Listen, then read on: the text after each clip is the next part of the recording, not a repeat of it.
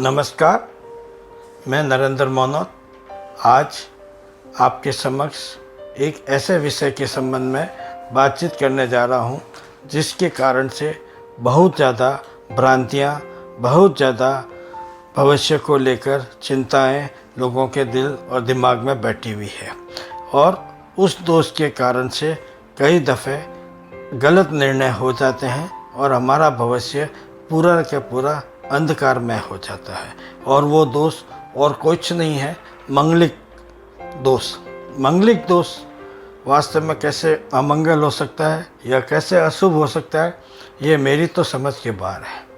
मंगल मतलब मंगल ही रहेगा, परंतु ठीक है, उसके लिए यथासंभव ज्योतिषी विश्लेषण सभी एंगल से करना चाहिए और एक ऐसा विश्लेषण निकालना चाहिए, एक ऐसा रास्ता निकालना चाहिए जिससे यह दोष से आने वाले जीवन में पति और पत्नी के बीच में कोई प्रकार की टेंशन, कोई प्रकार का डिफरेंसेस इस सीमा तक न बढ़े कि वैवाहिक जीवन नरकमय हो जाए। आमतौर पर देखा गया है कि समय पर सही विश्लेषण या सही दिशा निर्देश नहीं प्राप्त होने पर आदमी जो घट रहा है या जो होने वाला है या जो हो जाता है उसको यह मान के छोड़ देता है कि मेरे जीवन में यही लिखा था या ये मेरे पूर्व जन्म का भोग है। ऐसा नहीं होता है। सब कुछ पूर्व जन्म से नहीं चलता है, सब कुछ घटनाओं से नहीं होता है। जो कुछ हम कर्म करते हैं, जो कुछ हम व्यवहार करते हैं, उस सब का निर्णय जाकर के एक वैवाहिक जीवन के अंदर शांति और सुखद घटनाओं का घटित किया जा सकता है, ऐसा हम सोच के चलते हैं। परंतु सब कुछ ऊपर वाले पे छोड़ना ये बिल्कुल भी सही निर्णय नहीं होगा। ज्योतिष एक विज्ञान है। ज्योतिष में जो कुछ भी निर्णय या जो कुछ भी विश्लेषण किया जाता है वो अंकों के अनुसार किया जाता है, डिग्रीज के अनुसार किया जाता है। इसमें कोई मिथ्या या कोई गलत धारणा नहीं होती है। परंतु समझ में ये आना चाहिए कि हम जो विश्लेषण कर रहे हैं, हम जो निर्णय कर रहे हैं, हम जो आगे बताने वाले हैं, वो कैसे होगा। वो वास्तव में देश, काल और अनिश्चितता से समझ करके निर्णय अगर लेते हैं तो वो निर्णय कभी गलत नहीं हो सकता है, क्योंकि समय समय पर काल से अकाल से परिस्थितियां बदलती जाती है और वो विश्लेषण उस समय फिट रहे या ना रहे, उस पर बहुत कुछ जीवन रहता है। अब खाली ये मिथ्या लेके चलें कि अरे साहब मंगलिक है और इससे मृत्यु तुल्य कष्ट हो जाएगा, ये बात बिल्कुल ही गलत है। ऐसा नहीं होता है। एक समय था जब आदमी बाहर काम करने जाता था, घर के अंदर जो वाइफ होती थी वो घर गृहस्थी देखती थी, बच्चों का लालन पालन करती थी।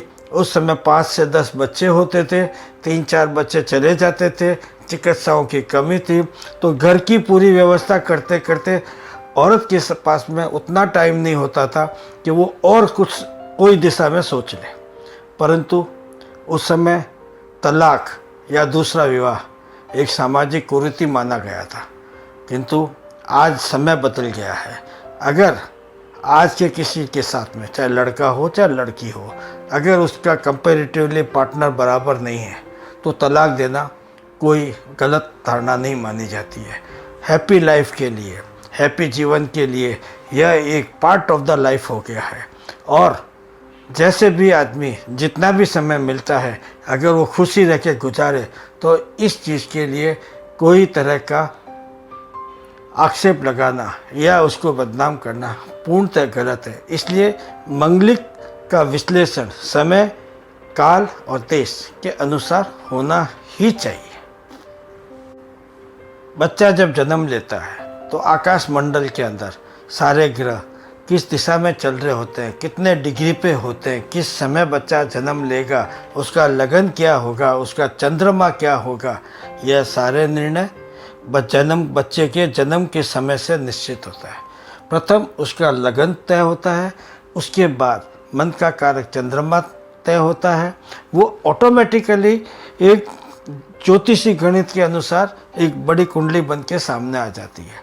अब उस समय अगर मंगल पहले, दूसरे, चौथे, सातवें, आठवें या 12वें भाग में से ट्रेवलिंग कर रहा है तो यह कुंडली मंगलिक कुंडली हो गई। इसका तात्पर्य यह कभी नहीं है कि ये दोषपूर्ण कुंडली है और इसके अंदर पति पत्नी के बीच के अंदर या वैवाहिक जीवन बिल्कुल खराब हो जाएगा या तहस नहस हो जाएगा या एक में से कोई चला जाएगा। इसलिए मेरा एक विचार है कि कुंडली को सही ढंग से विश्लेषण करके और जन्म से ही माता पिता को यह ज्ञान होना चाहिए कि मेरे बच्चे की जो जन्म लिया है उसकी वस्तु स्थिति 10, 15, 20 साल बाद आगे कैसी रहेगी, उसके लिए मुझे कैसा पार्टनर ढूंढना चाहिए, किस श्रेणी का पार्टनर ढूंढना चाहिए, ताकि वो जीवन शांति में, सुख में और बढ़ते हुए एक फूल की तरह खिलता रहे। अब हम देखते हैं कि मंगल है क्या, मंगल का क्या परिचय है। मंगल एक व्यवस्थापक है, मंगल एक आग है, मंगल एक टेंशन है, मंगल एक रक्त विकार है, मंगल व्यवस्थापक एक लड़ाकू और एक तनावग्रस्त प्लेनेट है। अगर ये किसी ऐसे स्थान पर बैठ जाए और उसी प्रवृत्ति से रिजल्ट देने लग जाए और सामने वाले को उसको डाइजेस्ट करने को या उसको न्यूट्रलाइज करने की पावर ना हो तो वास्तव में यह मंगल दोष हमको, हमारे जीवन को व्यतीत कर सकता है, चिंताग्रस्त कर सकता है। और इसके लिए ज़रूरी है कि लड़का और लड़की की कुंडली में इन दोषों को ध्यान रखते हुए मिलान करना चाहिए। यदि लड़के की कुंडली और लड़की की कुंडली दोनों ही मंगलिक है तो कोई चिंता की बात नहीं है। फिर दूसरी बातें, शुक्र वगैरह ग्रह, चंद्रमा आदि को देख करके शादी या गठबंधन को तय किया जा सकता है। किंतु अगर एक की कुंडली मंगलिक है और हम किसी और कारण से गैर मंगलिक के साथ संबंध जोड़ना चाहते हैं तो डेफिनेटली इसमें कुछ न कुछ शादी के जीवन में तकलीफ आने वाली है। मंगलिक कुंडली को आगे समझें, इसके लिए मैं अब आपको एक कुंडली से संपूर्ण विषय समझाता हूँ कि कुंडली का आचरण में कौन मंगलिक होगा, उसको किस प्रकार की तकलीफ होगी, उसको किस ढंग के कष्ट उठाने पड़ेंगे, वो सब अब आप समझिए। हम ये लेते हैं, ये एक 12 खाने की जन्म कुंडली होती है। इसके अंदर पहला भाव जो होता है वो शारीरिक और सुख का होता है। आदमी का शरीर क्या है और उसको उससे शारीरिक सुख क्या है, वो कमज़ोर है या अच्छा है, नंबर 1। नंबर 2, ये वाणी का घर होता है, ससुराल पक्ष होता है और ससुराल का परिवार होता है। नंबर 4, सुख। इसमें सब प्रकार के सुख आते हैं, माता का सुख, भाई बहन का सुख, सैया का सुख, मकान का सुख आदि सब चीज़ों का विचार किया जाता है। 7th हाउस जो सबसे इम्पोर्टेंट हाउस होता है शादी के लिए, वो क्या कहता है, गुप्त रोग और कामेच्छा को दिखाता है। 8th हाउस जो आयु और मृत्यु से होता है ये दिखाता है। और 12th हाउस व्यसन और भोग, आदमी का बेडरूम लाइफ क्या होगी, कैसा खर्चीला होगा, ये 12th हाउस से देखा जाता है। अब हम आगे बढ़ते हैं इन सारे घरों की विवेचना करने के लिए। अब अगर हम इनकी विवेचना करने लगे तो प्रथम हाउस में अगर मंगल बैठेगा तो 101% शारीरिक प्रॉब्लम, शारीरिक सुख में कमी आने वाली है। अगर शरीर निर्बल हो जाता है तो कई प्रकार की चीज़ें पैदा हो जाती है और जब वो चीज़ें पैदा होती है तो इंसान यही कहता है कि इससे भला हो कि मेरी जीवन यहीं समाप्त हो जाए, मुझे आगे जीने की कोई इच्छा नहीं है। नंबर 2, अगर मंगल यहाँ बैठ जाता है तो इंसान में वाणी दोष पैदा हो जाता है। एक वाणी दोष 100 गुण को ख़त्म कर देता है। एक बार जब एग्रेशन आ जाता है, जब एग्रेशन से जब वाणी बिगड़ जाती है तो वो घर का सुख कंप्लीटली ख़त्म हो जाता है। अब एक लड़की जब शादी करके अपने पति के घर आती है और वहाँ ये हैपनिंग्स हो जाए तो जीवन वास्तव में नरक के समान हो गया, घर में अशांति हो गई। ये विवाह वास्तव में कष्टप्रद हो जाता है। अब हम जाते हैं चतुर्थ हाउस में।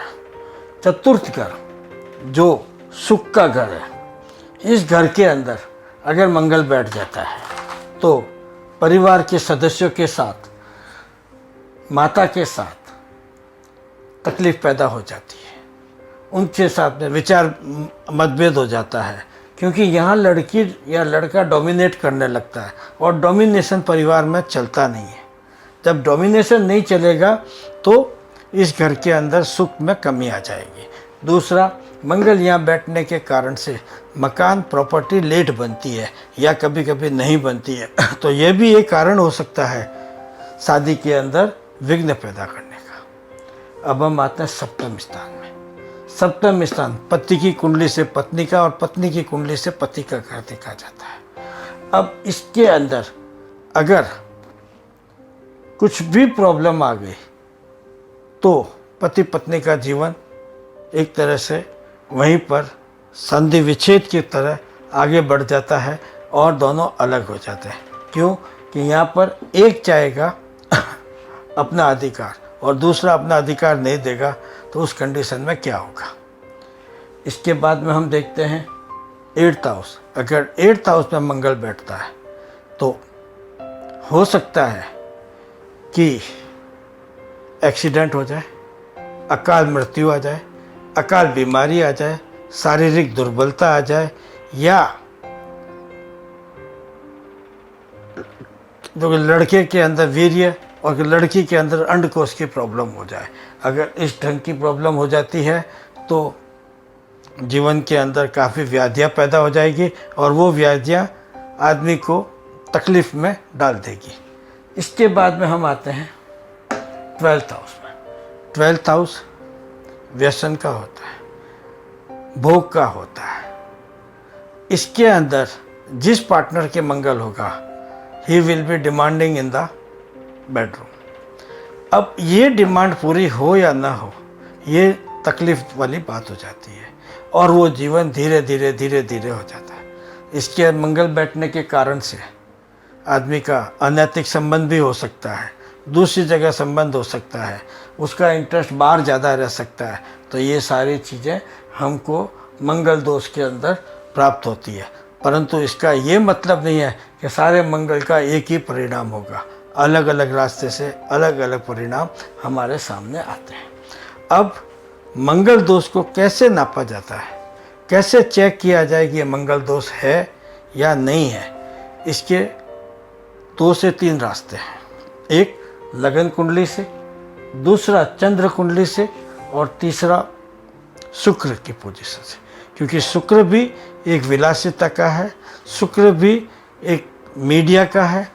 शुक्र इंसान को जीवन के अंदर सबसे बड़ा सुख दे सकता है और जीवन के अंदर सबसे कमज़ोर सुख दे सकता है, मतलब ज़िंदगी को जलील कर सकता है। तो शुक्र भी शादी के जीवन के लिए बहुत इम्पोर्टेंट पार्ट होता है। आदमी शुक्र बली हो, लड़की गुरु से प्रभावित हो, वो कुंडली और वो शादी की सफलता काफ़ी हद तक अच्छी रहती है। अब हम इन तीनों कुंडली के बारे में अलग से विचार करेंगे। आगे हम देखते हैं, ये एक लगन कुंडली है। इस लगन की प्रारंभ हमारा 1 नंबर से हो रहा है। 1 नंबर मतलब मेष राशि। Number 2 house, number 3 house, number 4 house, number 5 house, number 6 house, number 7 house, number 8, number 9, number 10, number 11 and number 12। अब इस कुंडली में अन्य ग्रह छोड़ करके मैंने सिर्फ चंद्र, मंगल और शुक्र को लिया है, क्योंकि 3 ही एंगल से मंगलिक दोष या मंगलिक कुंडली का निर्णय किया जाता है। अब इस कुंडली को देखते हैं लगन कुंडली से, तो 7th हाउस के अंदर मंगल बैठा है, इट मीन्स ये कुंडली मंगलिक है। चलो, अब ये मंगलिक कुंडली है, परंतु चंद्रमा क्या कहता है? अब हमने चंद्र कुंडली के हिसाब से, चंद्रमा मेरा 4 नंबर में बैठा है। अब मैंने चंद्रमा की कुंडली बनाई तो मैंने यहाँ 4 नंबर रखा, तो यहाँ 5, 6, 7 आता है।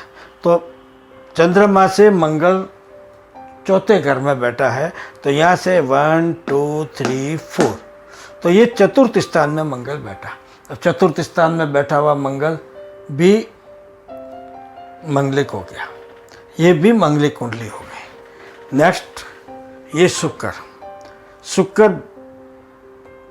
मीन राशि के अंदर 12वें घर में बैठा है।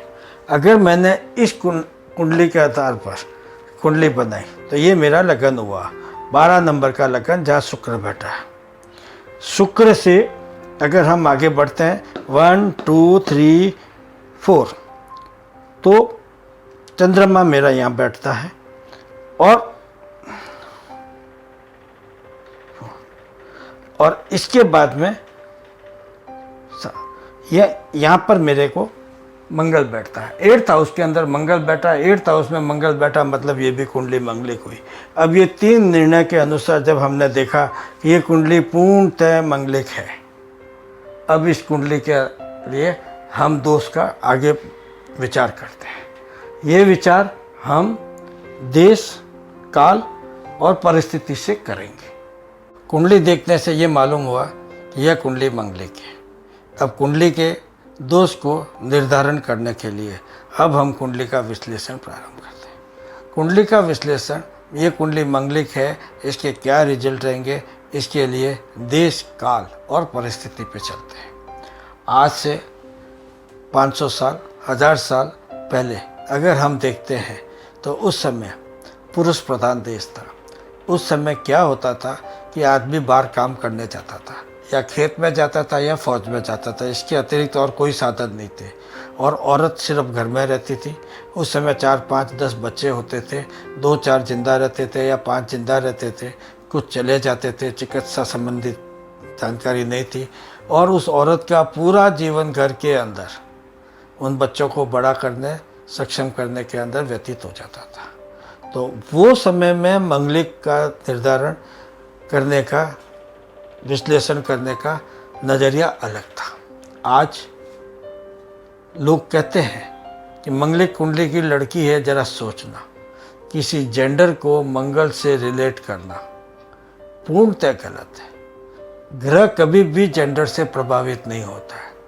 आप ये समझ के चलिए, लड़की हवाई जहाज चला सकती है, लड़की अंतरिक्ष में जा सकती है, लड़की नेता बन सकती है, लड़की फौज का नेतृत्व कर सकती है, लड़की किसी ऑफिस का मैनेजमेंट कर सकती है। वो सब काम कर सकती है जो एक लड़का कर सकता है। आज के समय के अंदर दोनों में कोई प्रकार का फर्क नहीं है। लड़की भी कमा के ला सकती है, लड़का भी कमा के ला सकता है। इसलिए आज के समय में मंगल दोष का निर्धारण करने से पहले इन देश, काल और परिस्थिति को समझना और निर्णय लेना जरूरी है। अब इसके अंदर निर्णय लेने के लिए क्या किया जाएगा? यदि कोई कारण से लड़की मंगलिक है और लड़का अमंगलिक है और परिवार चाहता है या लड़की चाहती है कि हम एक साथ गठबंधन करें, एक साथ शादी करें, तो आप मान के चलिए एक का मंगलिक होना और दूसरे का मंगलिक न होना शादी में विघ्न आएगा आएगा आएगा। इस स्तर पर जब हमारा मानसिक विकास इस लेवल तक हो गया है तो इस चीज़ को समझना ज़रूरी है। इसके लिए शादी से पहले दोनों को नियरेस्ट कुछ समय गुजारना चाहिए, एक दूसरे को समझना चाहिए और ये समझ में आए कि भाई हमारे मंगल पहले के स्थान में है, दूसरे में है, चौथे में है, 7वें में है, 8वें में है या 12वें में है, और इससे ये समस्याएं हो सकती है। क्या हम आगे के जीवन में इन समस्याओं को निपट सकते हैं, समझ सकते हैं और इनका निदान कर सकते हैं? तो ये मंगलिक दोष का कोई प्रभाव उनके जीवन में आगे नहीं आएगा। परंतु ये ध्यान रहे कि मंगल दोष प्रथम घर, सप्तम घर और अष्टम घर का ज़्यादा हानिकारक होता है, उसका निदान बहुत कम है। उसके लिए हमको पश्चिमी पद्धति का भी ध्यान लेना चाहिए, जैसे मेडिकल टेस्ट है, ब्लड टेस्ट है आदि कई चीज़ों का भी फैक्टर को ध्यान में रखते हुए इस दोष को देखना चाहिए। क्योंकि जब तक दोनों की समझ में आ जाएगा कि ये दोष है और ये हमें इसी के अंदर रहना है, तो ये दोष कोई प्रकार से डैमेज नहीं करेगा। सेकंड, लड़के का शुक्र प्रबल है और वो शुक्र मतलब सुख, वैवाहिक सुख, अगर वो उसका मजबूत है और वो ब्रॉड माइंडेड है और वो ग्लैमर की दुनिया में जीता है और उस ग्लैमर की दुनिया के अंदर भी ये मंगल के प्रभाव को समझ सकता है, चला सकता है, तो ये मंगलिक दोष का प्रभाव हमको उस एंगल से लड़के और लड़की की दोनों की कुंडली गठबंधन जोड़ने से पहले समझने की बहुत ज़रूरत है और उसी अनुसार विश्लेषण देना चाहिए। वैवाहिक जीवन के लिए गठबंधन जोड़ने से पहले हमें दोनों कुंडली का विश्लेषण करते हैं। उस विश्लेषण करने पर मान लो एक की कुंडली मंगलिक है, तो दूसरे को ये बताना ज़रूरी है कि भाई यहाँ मंगल पड़ा है, इस मंगल के कारण से इस जातक में, चाहे लड़का हो चाहे लड़की हो, इसमें एग्रेशन होगा। एग्रेशन तू झेल पाएगा या नहीं झेल पाएगा, ये तुम देख लो। उस कारण से इसमें हिंसक प्रवृत्ति भी हो सकती है, बोलने का संयम भी नहीं रह सकता है या इसका स्वास्थ्य कमज़ोर रह सकता है। यह बात डिटेल के अंदर सामने वाले को बताना ज़रूरी है।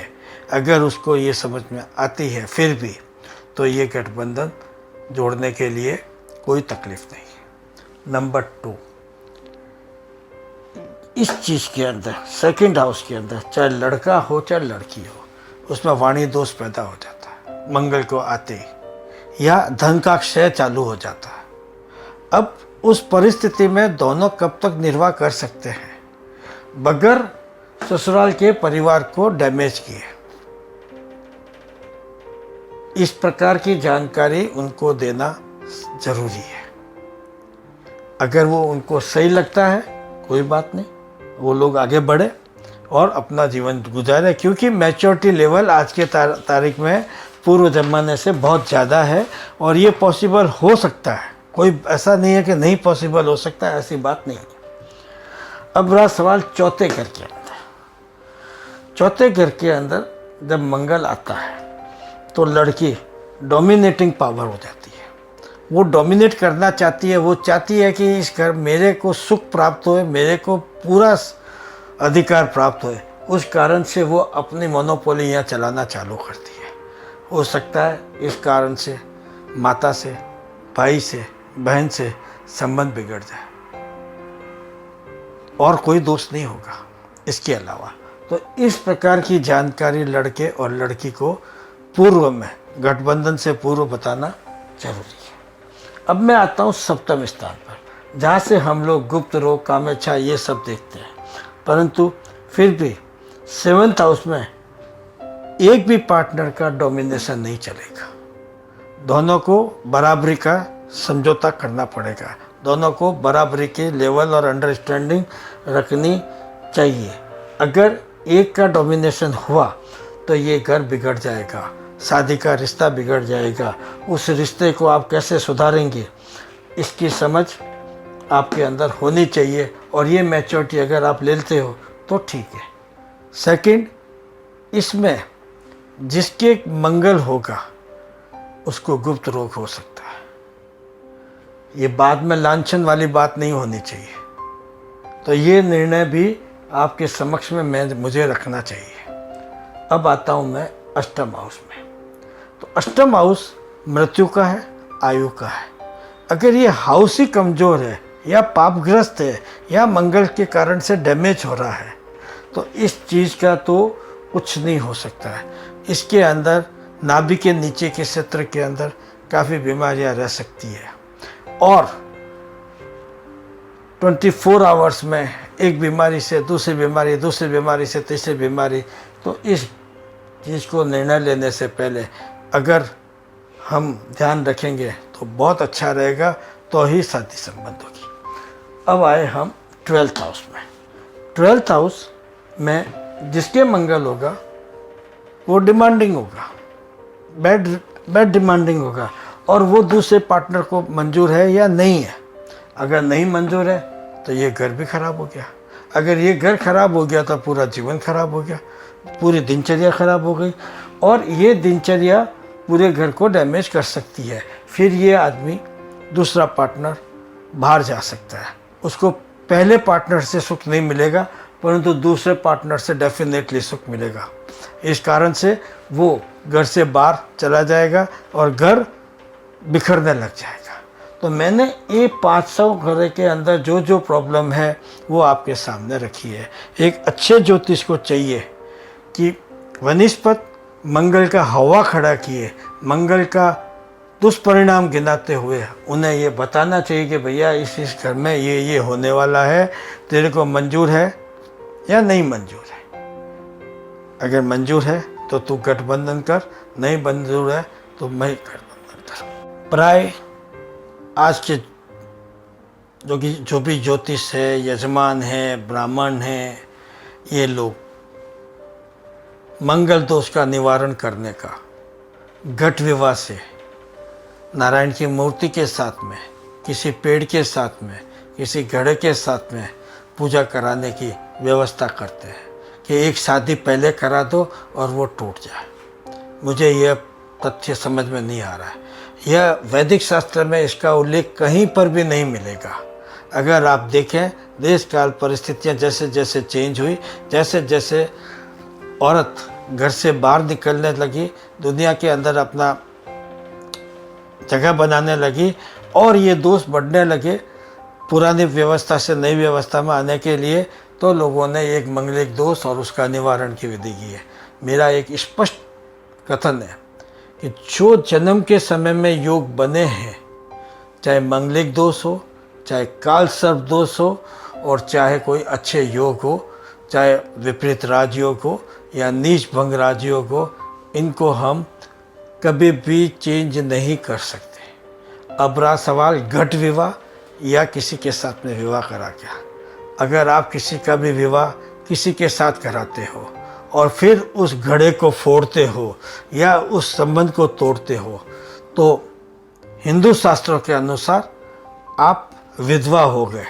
अगर आप विधवा हो गए तो सामने वाले का किसी विधवा से शादी करने का योग है या नहीं है, उसको एक मंगल दोष का आवरण देके आपने हिंदू विधि को किस ढंग से परिभाषित किया है, ये इसका प्रमाण किसी भी शास्त्र में आपको नहीं मिलेगा। तो मेरी निगाह में यह कार्य करना पूर्णतः गलत है। कोई घट विवाह से मंगल दोष कभी समाप्त नहीं हो सकता है। मैंने कई कुंडलियाँ ऐसी देखी है जिनके अंदर लाखों रुपए इसके ऊपर खर्च करके आज पति पत्नी तलाक के स्टेज पर खड़े हैं, या एक ही घर के अंदर 2 बेडरूम में सो रहे हैं। तो आप ये समझ सकते हैं कि कोई भी निर्णय जो आकाश मंडल में जिस क्षितिज के अंदर जो ग्रह मौजूद था, उसका दोष आप कैसे निकाल सकते हैं। उदाहरण सामने है, भगवान राम की कुंडली में भी मंगलिक दोष था। उनको अपनी पत्नी के बारे में कई तरह की परेशानियां उठानी पड़ी। उनके साथ में, भगवान के साथ में हमेशा उनका शिष्य हनुमान साथ में था। फिर भी जो मंगल के स्वामी हैं, जो मंगल के लॉर्ड है, फिर भी उनके जीवन के अंदर वाइफ को लेकर तकलीफ़ें कम नहीं हुई। परंतु उनको एक शादी निभानी थी, उनको एक परंपरा, एक मर्यादा निभानी थी, इसलिए उन्होंने जीवन को उसी ढंग से जिया। आज बड़े बड़े कलाकार, जननायक से लेकर के, और आप किसी की भी कुंडली उठा के देखें, मोस्टली इस दोष से पीड़ित है। क्या उनकी जीवनचर्या में कोई प्रॉब्लम है? क्या वो अलग है? नहीं, ये चीज़ समझ के चलने की चीज़ है, इसका कोई नहीं है। नंबर 2, कुछ ज्योतिषी लोगों को मूंगा पहना देते हैं। अब मूंगा पहना दिया और उसके बाद कहते हैं साहब कि हो जाएगा। ये मूंगा पहनने के बाद में हो सकता है ये कष्ट और एग्रेसिव पावर से आपके ऊपर इफेक्ट करना चालू करे, और जो कुछ सुख शांति से निकलने वाला था वो भी डैमेज होना चालू हो जाए। क्योंकि किसी ग्रह की पावर बढ़ाना हमारे दृष्टि से या ज्योतिष शास्त्र के अंदर कहीं पर भी नहीं लिखा है। अब करना क्या चाहिए? अगर कोई भी ग्रह डैमेज करने वाला होता है तो उसकी शांति की जा सकती है। उसकी शांति कैसे हो सकती है? यंत्र द्वारा हो सकती है, मंत्र द्वारा हो सकती है, और आराध्य की धामना से हो सकती है, आराध्य की पूजा से हो सकती है। अब आप किसी आराध्य की शांति के लिए, किसी आराध्य की पूजा के लिए आप करना क्या है? आप बजरंग बाण करें, आप सुंदरकांड करें, आप गायत्री मंत्र का उपास करें, या भले ही आप गीता अपने दुर्गा सप्तशती का पाठ करें। इन सब से मंगल दोष या मंगलिक कुंडली के अंदर कुछ प्रभाव तक, कुछ क्षेत्र तक इसके इफेक्ट को कम किया जा सकता है। या सेकंड वे है दान द्वारा। आपको चाहिए तो आप दान द्वारा भी ये काम कर सकते हैं। और एक सिंपल चीज़ है, अगर मैं दिन के अंदर एक दफ़े राम भक्त हनुमान की आराधना करूं, उनकी सेवा करूं, उनको याद करूं किसी भी रूप में, तो मेरा ये मंगल का प्रभाव काफ़ी हद तक कम हो सकता है। तो शास्त्रों में भी यही विधि विधान है कि या तो आप यंत्र द्वारा कर लो, या मंत्र द्वारा कर लो, या दान द्वारा कर लो, और यही सबसे उपयुक्त कारगर निदान मंगल दोष शांत करने के लिए है। मैं नहीं कहूँगा आपको कि आप लाखों रुपए खर्च करके घट विवाह करें या कराएं, या किसी के साथ बलि कराएं, या किसी के साथ में ये करें।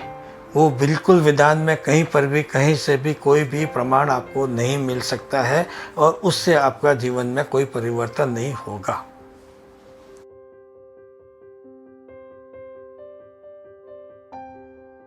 यदि आप अपनी कुंडली के अंदर मंगलिक हैं या मंगल दोष के बारे में इससे भी विस्तृत जानकारी प्राप्त करना चाहते हैं या विश्लेषण चाहते हैं, तो आप हमसे संपर्क कर सकते हैं।